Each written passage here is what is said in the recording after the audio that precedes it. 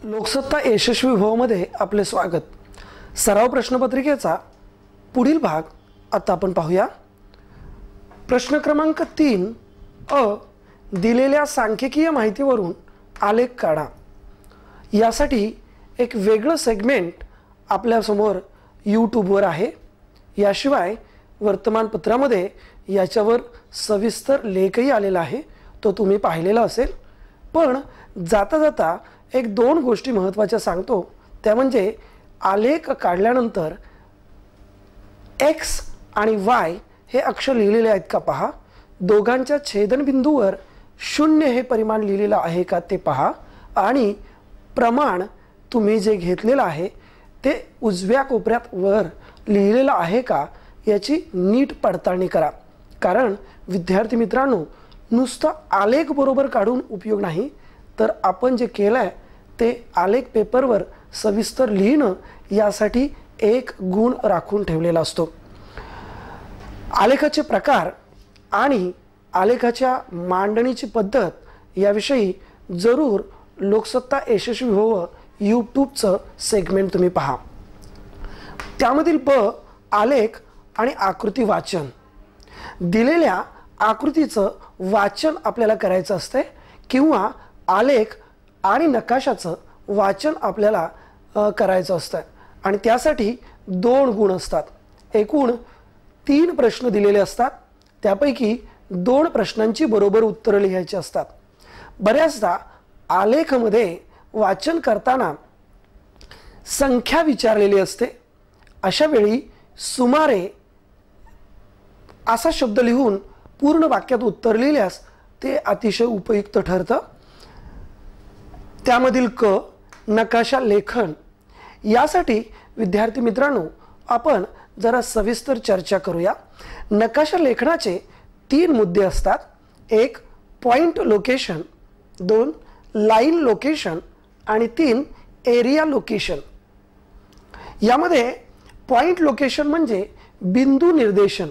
उदाहरणार्थ महाराष्ट्र राज्याची राजधानी दाखवा असं आल्यास आपण मुंबई हे एका बिंदूनं दाखवत असतो। लाईन लोकेशन उदाहरणार्थ मुंबई ते कोलकाता वायुमार्ग दाखवा, तर आपण रेषेनं मुंबई ते कोलकाता हा वायुमार्ग दाखवत असतो। तर एरिया लोकेशन यामध्ये एका विशिष्ट प्रदेशाचं आरेखन तुम्हाला करायचं असतं। उदाहरणार्थ भारतातील सर्वाधिक रबर उत्पादन करणारे राज्य दाखवा, तर आपण संपूर्ण केरळ राज्याला शेडिंग करत असतात, म्हणजे एरिया दाखवत असतात। मग आपल्याला हा अभ्यास सोपा करण्यासाठी पॉइंट लोकेशन कोणकोणत्या पाठात येईल याचा विचार आपण जरूर करा। पॉइंट लोकेशनसाठी 8, 9 आणि 10 ही प्रकरणे जरूर अभ्यासा। तर लाईन लोकेशनसाठी केवळ 2 प्रकरणं महत्त्वाची आहेत, ते म्हणजे 3 जलसंसाधने आणि 11 अ आणि 11 ब वाहतुकीचे मार्ग। एरिया लोकेशनसाठी आपण प्रकरण 2, प्रकरण 4, प्रकरण 5, प्रकरण 6 आणि प्रकरण 7 यांचा अभ्यास करा। विद्यार्थी मित्रांनो, आपल्याला इथे 4 ऑप्शन दिलेले असतात आणि त्यापैकी 2 गोष्टी आपल्याला नकाशामध्ये दाखवायच्या असतात। आपण यापैकी या 3 पैकी कोणत्याही दोघांचा अतिशय पक्का अभ्यास केल्यास आपल्याला ते 2च्या 2 गुण सहज प्राप्त करता येतात। प्रश्न 4 खालील प्रश्नांची सविस्तर उत्तरे लिहा।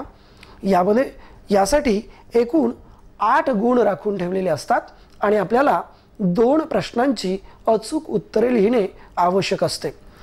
आपण उत्तर किती मोठी लिहिलेत किंवा किती पेजेस लिहिलेत याला विशेष महत्त्व नसून आपण त्या उत्तरांची मांडणी कशी केली आहे आणि आपली अचूकता किती आहे यावरच आपल्याला ते 4 गुण प्राप्त होत असतात। उत्तरांची मांडणी करताना मुद्देसूद करा। मुद्द्यामधील ठळक मुद्दे आधी लिहा आणि नंतर त्याचं स्पष्टीकरण करा। उदाहरणार्थ भारतातील प्रशासकीय उद्देशानुसार वनांचे वर्गीकरण स्पष्ट करा असा प्रश्न आल्यास आपण त्याचे 3 ठळक मुद्दे करता. एक, राखीव वने, डॅश करून त्याच्या पुढे त्याचं स्पष्टीकरण लिहा. राखीव वने म्हणजे काय, भारतात त्याचे प्रमाण किती टक्के आहे. मग दुसरा पॉइंट, संरक्षित वने, डॅश करून त्याचं स्पष्टीकरण लिहा. आणि तिसरा पॉइंट, अवर्गीकृत वने, डॅश करून त्याचं स्पष्टीकरण लिहा. म्हणजे 3 ठळक मुद्दे येतील आणि याबरोबर आपण नकाशा किंवा विभाजित वर्तुळाची आकृती जरूर काढा. प्रश्न चौथा, यासाठी प्रत्येकी 4 गुण दिलेले असतात. त्यापैकी 1 गुण नकाशा किंवा आकृती यासाठी राखून ठेवलेला असतो. या प्रश्नाचा अभ्यास करताना आपण प्रकरण 4 ते प्रकरण 10 याच प्रकरणांचा अभ्यास करणार आहात.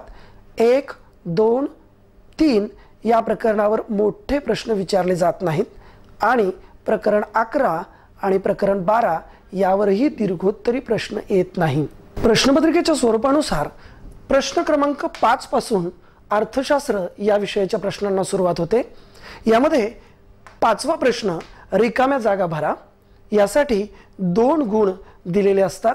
विद्यार्थी मित्रांनो, अर्थशास्त्र या विषयाचं पुस्तक बारकाईने वाचल्याशिवाय आपल्याला अर्थशास्त्राच्या रिकाम्या जागा योग्य पद्धतीनं लिहिता येणं अतिशय कठीण आहे.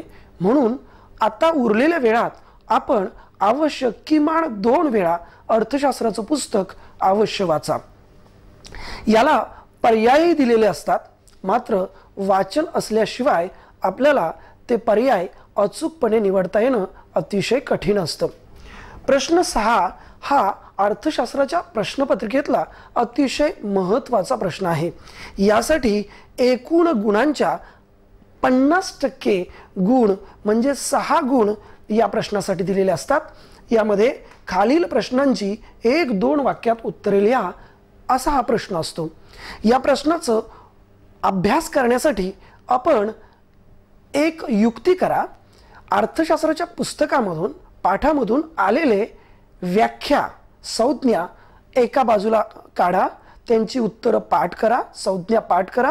यातील 75% ते 80% व्याख्या या 1-2 वाक्यात उत्तरे लिहा या प्रश्नासाठी विचारलेले असतात. उदाहरणार्थ, ग्राहक, व्यापारी, दोष, कमतरता, आर्थिक वृद्धी, आर्थिक विकास, सार्वजनिक वितरण प्रणाली, उदारीकरण, जागतिकीकरण या संज्ञा आहेत. याच प्रश्न तयार करून दिलेले असतात. म्हणजे ग्राहक कोणाला म्हणतात, व्यापारी कोणाला म्हणतात, सार्वजनिक वितरण प्रणाली म्हणजे काय.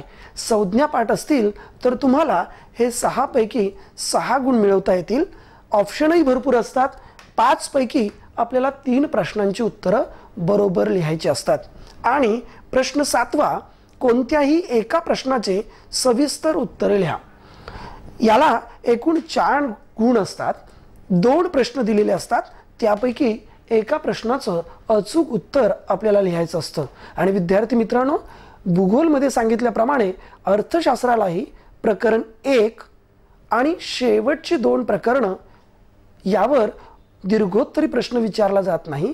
मग उरलेले भाववाढ 1, भाववाढ 2, सार्वजनिक वितरण प्रणाली आणि ग्राहक संरक्षण या 4 पैकीच दीर्घोत्तरी प्रश्नांसाठी प्रश्न येणार आहे. यामध्ये भाववाढ या 2 आणि 3 नंबरच्या प्रकरणावर अवश्य एक प्रश्न असणार आहे आणि त्याचा तुम्ही जरूर अभ्यास करा. विद्यार्थी मित्रांनो, भूगोल अर्थशास्त्र या विषयाच्या प्रश्नपत्रिकेच्या स्वरूपानुसार ओघवत्या शैलीत आता आपण अभ्यास केला. SSCच्या बोर्ड परीक्षेसाठी आणि उज्ज्वल भवितव्यासाठी लोकसत्ता यशस्वी भव च्या टीमतर्फे तुम्हाला लाख शुभेच्छा. धन्यवाद.